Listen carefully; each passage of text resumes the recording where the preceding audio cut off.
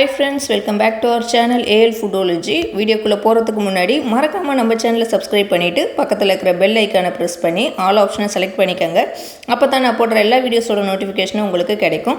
இன்ஸ்டாகிராம்லயும் அப்படியே நம்ம பேஜை ஃபாலோ பண்ணிக்கங்க. இன்னைக்கு நல்ல டேஸ்டியான ஒரு இஞ்சி ரசம் தான் செய்ய போறோம். வாங்க எப்படி செய்யறதுன்னு பார்க்கலாம். இந்த இஞ்சி ரசம் வைக்கிறதுக்கு ஒரு சின்ன லெமன் சைஸ் புளி எடுத்துர்க்கேன். இத கொஞ்சமா தண்ணி சேர்த்து நம்ம ஊற வச்சுக்கலாம். இப்போ அதை தாளிக்கிறதுக்கு 1 டீஸ்பூன் ஜீரகம் சேர்த்துருக்கிறேன், 1 டீஸ்பூன் மிளகு சேர்த்துருக்கேன். இது ரெண்டையும் தனியாக இடிச்சிக்கலாம். இதை இடித்து வச்சுட்டு இப்போ நான் இதை கூட 3 பல் பூண்டு சேர்த்துருக்குறேன். இதை இப்போ நல்லா இடிச்சிக்குவோம் இதோடையே சேர்த்து. நீங்கள் மிக்சியில் சேர்த்து எல்லாத்தையும் ஒன்றா சேர்த்து அரைச்சிக்கிறதுனாலும் அரைச்சிக்கங்க கொரகொரப்பாக. நான் இதில் தான் இடிப்பேன். இடித்து அதோட நான் சேர்த்துக்கிறேன்.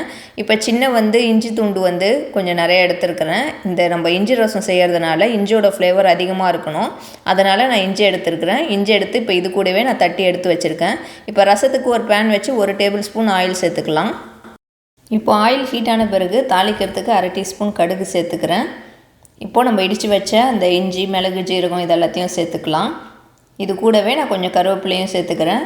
இப்போ இஞ்சி சேர்த்ததுனால இதை லைட்டாக நம்ம வதக்கி விட்டுக்கலாம். அதில் இருக்கிற ராஸ்மெல் போகணும். அதனால் லைட்டாக நம்ம இதை வதக்கி விட்டுக்குவோம். இப்போ இதை லைட்டாக வதக்கி விட்டுட்டு நான் ஒரு தக்காளி ரஃபாக சாப் பண்ணி வச்சுருக்கேன். அதை இதோடு சேர்த்துக்கிறேன். அது கூடவே 1/2 டீஸ்பூன் அளவுக்கு மஞ்சள் தூளும் சேர்த்துக்கிறேன். இப்போ தக்காளி நம்ம கொஞ்சம் நேரம் வதக்கி விட்டுக்கலாம். தக்காளி நல்லா கொஞ்சம் பழமாக எடுத்துக்கோங்க ரசத்துக்கு, அப்போ தான் டேஸ்ட் நல்லாயிருக்கும். இதை வதக்கிட்டு நான் கரைச்சி வச்சுருந்த புளி தண்ணியை இதோடு சேர்த்துக்கிறேன்.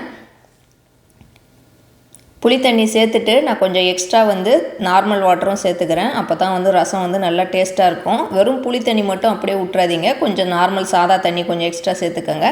ரசம் நல்லா டேஸ்ட்டாக இருக்கும். இப்போ இந்த ரசத்துக்கு தேவையான அளவு உப்பு சேர்த்துக்கலாம். உப்பு சேர்த்துட்டு எல்லாத்தையும் ஒன்றா நல்லா நம்ம மிக்ஸ் பண்ணி விட்டுக்குவோம்.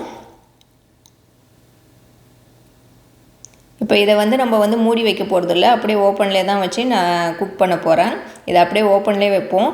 ரசம் அது மேலே அந்த நுர மாதிரி வரும், அது வரைக்கும் அப்படியே விடுவோம். இது ஒரு 10 to 15 மினிட்ஸ் ஆகும்.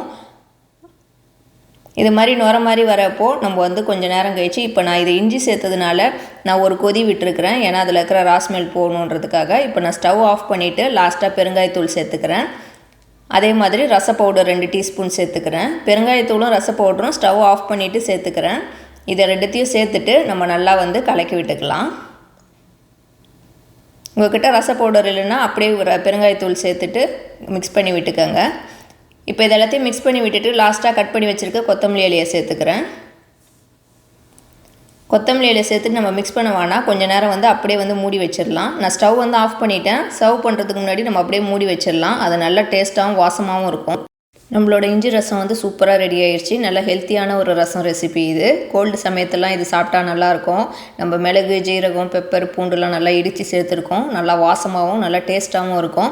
ரொம்ப சிம்பிளும் கூட. கண்டிப்பாக நீங்களும் ட்ரை பண்ணி பாருங்கள். ட்ரை பண்ணி பார்த்துட்டு எப்படி இருந்துச்சுன்னு கீழே கமெண்ட்டில் சொல்லுங்கள். இந்த வீடியோ உங்களுக்கு பிடிச்சிருந்தா லைக் பண்ணிக்கோங்க. இந்த வீடியோவை உங்கள் ஃப்ரெண்ட்ஸ் அண்ட் ஃபேமிலிஸ்க்கும் ஷேர் பண்ணி விடுங்க. அப்புறம் மறக்காமல் நம்ம AL Foodology சேனலை சப்ஸ்கிரைப் பண்ணாதவங்க சப்ஸ்கிரைப் பண்ணிவிட்டு பக்கத்தில் இருக்கிற பெல் ஐக்கானையும் ப்ரெஸ் பண்ணிக்கோங்க. தேங்க்யூ ஃபார் வாட்சிங்.